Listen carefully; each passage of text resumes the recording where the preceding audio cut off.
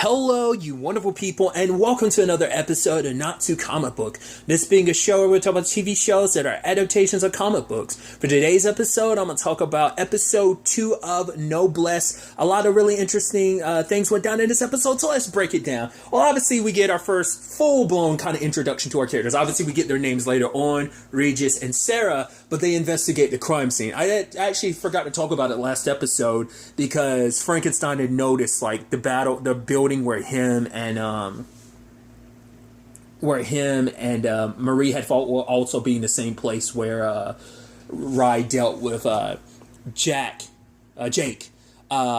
Ended up being just covered up and is being like, oh yeah, like some psycho went nuts and stuff like that. Just all it got allocated to. They investigate, but they immediately know something's up. Obviously, they're looking for the coffin too.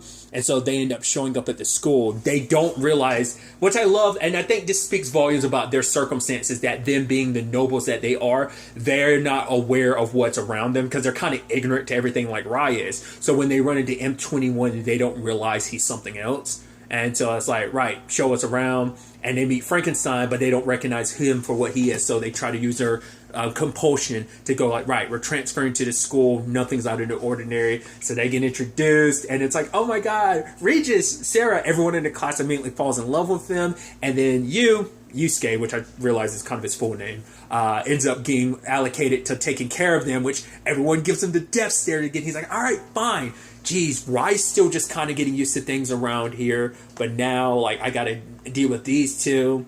And the reason why they're allowed to just stay there is because Rye gave Frankenstein the go-ahead about letting them, like, be here, because they're trying to figure out why they're here in the first place.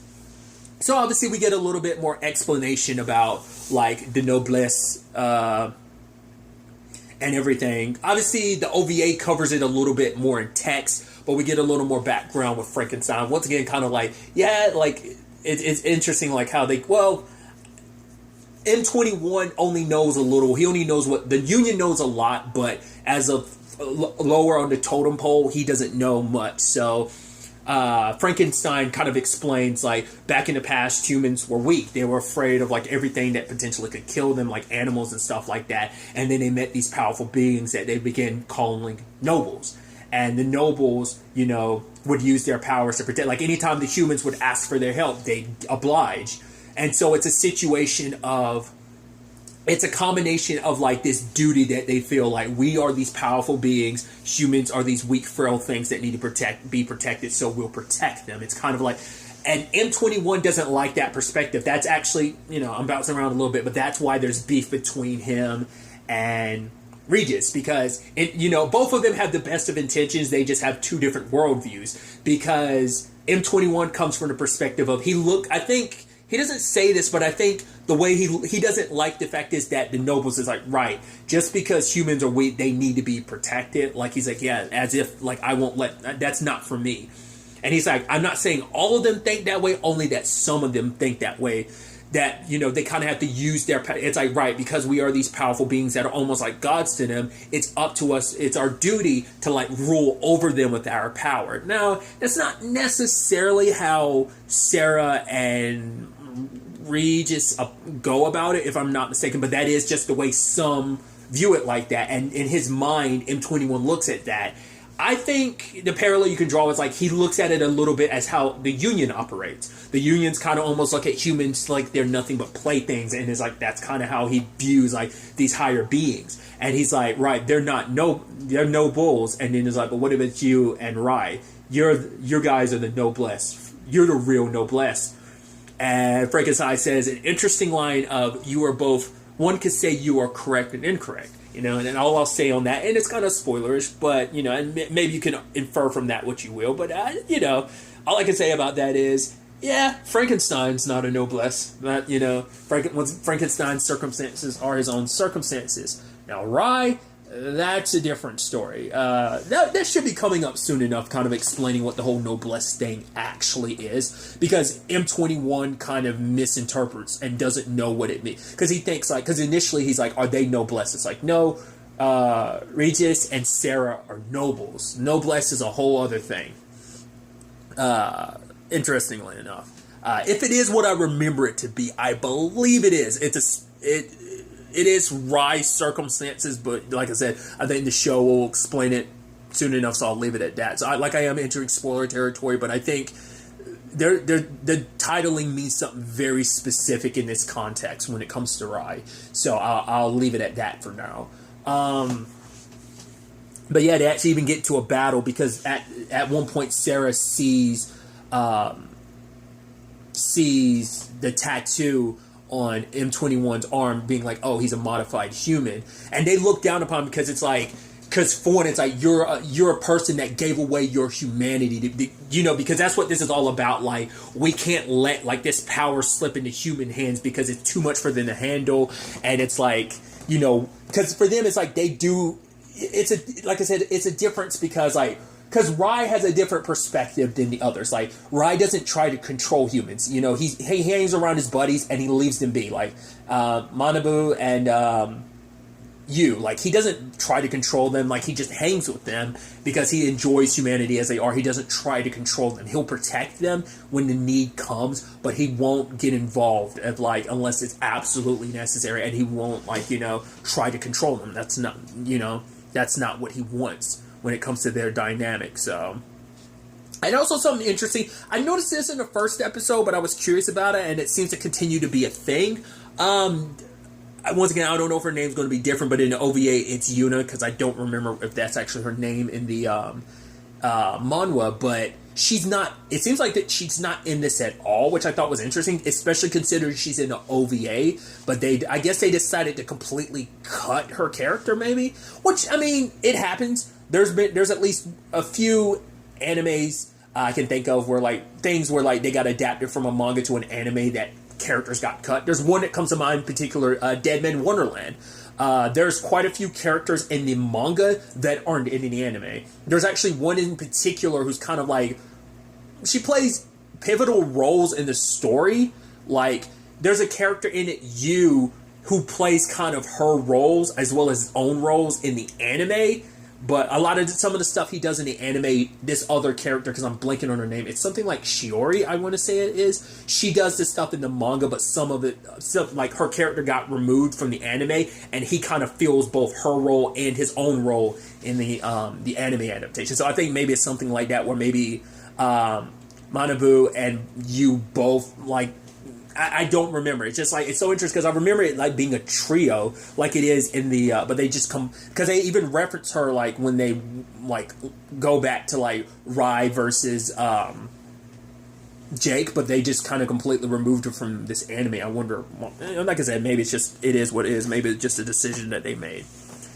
But whatever the case may be, going back to it,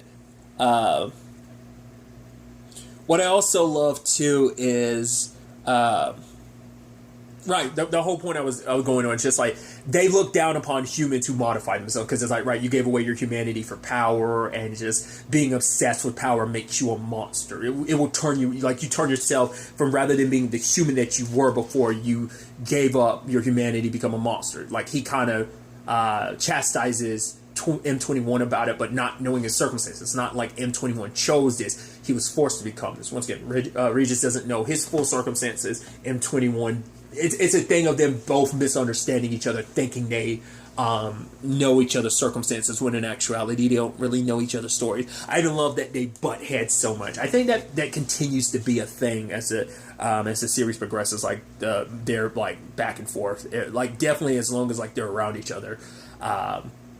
But I love that, like, neither Sarah nor Regis know that Rye is who he is. At first, it's like, oh, we sense this aura, but they just look at him as like someone noble, because when he pulls out the napkin and everything and waiting for the noodles, it's like, I've never seen such aura of godliness or whatever. Because they're like, for them, they're in shock and awe of like, oh my God, he's so. I never knew a human could hold such nobility and grace. That's all it is. Like, they just look at him as like, they don't recognize him for what he is. They just look at him as like, wow, he's just like a very like, oh my God, like, he's dripping and oozing nobility for a human. That's all it is. I've never seen someone as spectacular and as noble, as such grace. Elegance and grace is kind of what that comes down to. And I love that you just makes the jump to be like, hey, why don't you come over to no, because like they go hang over at Rye's place, and then I love that like the moment Frankenstein and M21 get there, Frankenstein's like freaking out because he's a bit of a clean freak, because it's like I'm gonna protect this house and master, and he's just like, no, I'm good, and he's like kind of cracking a little bit from like the mess, and it's just also that like you just being himself, being like, why don't you guys live here with Rye? And the director's like, I love how you're just offering my house to someone else, dude. And just, you know, and then like you have Frankenstein looking to Rye, and Rye's just kind of like, at first about the mess, and he just kind of shrugs his shoulder like, let them be, and just like Frankenstein just having to keep his cool about it. But M21 helping him with the dishes later on, he's like, right, like I'm not going to just be freeloading. I'm living here, so I'll help out, you know, whenever. But also them being invited to live here because they have no other place to go. I love it. But circling back to it, obviously, in the, you know, Yu is trying to get Manabu and Sarah, because he's like, obviously, like maybe it's not Yu that like I said, I could have sworn Sarah had a thing for Yusuke, but like maybe that's not the case. Maybe. Once again, it has bothered me because I could have sworn his name. Like I said, I don't know if it's a translation thing. Like, well, I need to look into it because I know, like in the OVA, his name was like Shinwoo, but I think it is like they were kind of saying it like you, like Yusuke. But that's what I'm wondering. Like, is that just like the closest comparison, like from like going from Korean to Japanese? Is that the Japanese equivalent to his name in Korean, or is it like the closest thing you can get? I don't know, because like I said, their names were different in OVA, and that just kind of caught me off guard. But nevertheless, because I think the whole, once again, Yuna, if that is what her name still was, going to be like, her and Yu are, like, I know they make it kind of clear, like, Yu has a thing for her, but I'm curious, like, how that changes if she's not going to be in the anime. They hint to that in the OVA and just kind of left it at, because like I said, I'm pretty sure, like, even after all that, like, she's still, like I said, I think they just removed her from the anime series, but I'm pretty sure she sticks around, like, because it's that trio sticks together, like, for like anytime we cut to the human stuff, like they're always together with Rai, and everything, if I remember correctly. But regardless, what was I going? All right, because but you know, maybe it's Manabu that she ends up kind of like caring for, and not you, like I was kind of thinking. It's because he's trying to put Manabu and her together. It's like, dude, like if you like her, go ahead. But then like the gang from like people from like last episode who showed up at the school to start crap, their boss is kind of like asking it, like you decides like, you know what, I'm gonna handle this myself. I'm not the same as I was before, and proceeds to kick some serious ass, taking everyone down. And at first, like, Rai kind of wants to step forward, but he's like, no, stay back, I'm going to handle this. Like, you know, he wants to protect his friends, and Rai respects that. It's like, right, humans, like, if a human decided he wants to, you know, he wants to do this, like, because I think Rai's seen his determination of, like, what he's willing to do to protect people that, like, right, I'm not going to interfere unless it's absolutely necessary, so. And by the time, because after M21 and Regis had their fight, which pretty one-sided, because, you know, not much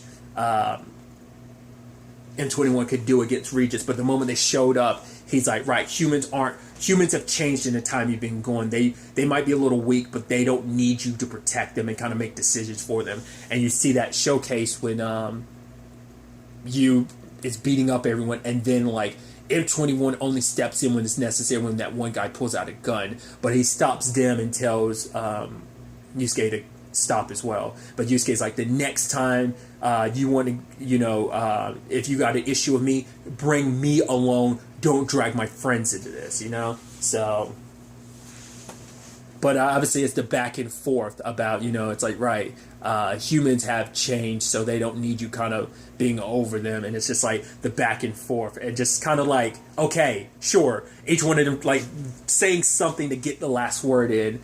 And then we get the outro where it's like the back and forth, because Regis is like, I don't get why you have the larger room. He's like, M21's like, fine, you can have the room. He's like, but I don't want to be indebted to you. And I love, like, almost fourth wall breaking. You have Frankenstein turning behind and staring towards like the camera, like looking at the audience, like, I need to change the mood here. And he's like, all right, so the fact is, we put my cooking skills together, so does anyone have any particular wants of what they want? And then like it's silence, and I'm like, go ahead, Rye.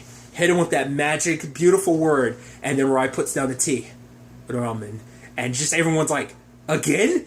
And I'm like, yes! I love just how obsessed he is. Because it's the first thing he had being around humans, and that's all he eats now. I love it. So, a nice continuation. Like I said, a new introduction to our characters. I think it takes a little while. It's not until the next, a little spoilers, it's not until the next battle that Regis and Sarah, and even then it's quite a bit of ways. It probably won't be till like near the end of this arc that they find out the truth about both Frankenstein and Rye, about in particular who Rye is, because they, like, once again, they just think he's like, oh, some noble, but it's like, no, he's a lot more. They just don't realize it yet. It's gonna be a little while before they find out. So I'm very interested to see where the next episode ends up taking us with all of this.